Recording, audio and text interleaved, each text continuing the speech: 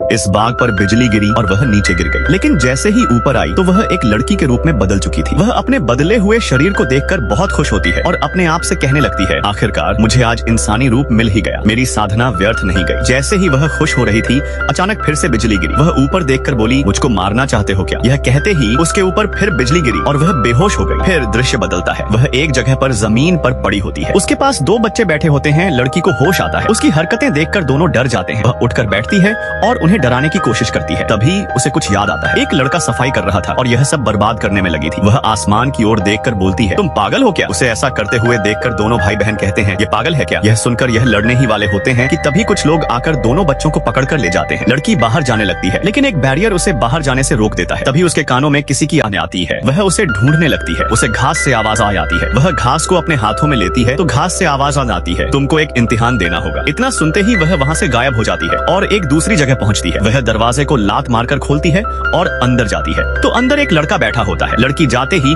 उसके wheel chair पर लात मार देती है। लड़का गुस्से में उस पर हमला करता है, लेकिन उसी वक्त उसके मुंह से खून निकलने लगता है। वह कहता है, तुमने मेरे बच्चों को बेच दिया। यह सुनकर लड़की वहाँ के उन बच्चों के बारे में सोचती है। उसे याद आता है कि किसी ने उन्हें उठा लिया था, तो वह जल्दी से जंगल में पहुँचती है और उन दो आदमियों को पीछे से लात मारती है और कहती है, यहाँ से चले जाओ, नहीं तो मैं तुम्हारी हड्डी पसली एक कर दूंगी। यह सुनकर वे लोग हंसने लगते हैं और उससे लड़ने लगते हैं। लड़की अपना असली रूप दिखाती है, बस थोड़ा सा ही, लेकिन इतना कि दोनों डरकर वहाँ से भाग जाते हैं। और हाँ, वीडियो पसंद आया हो तो चैनल सब्सक्राइब जरूर करें।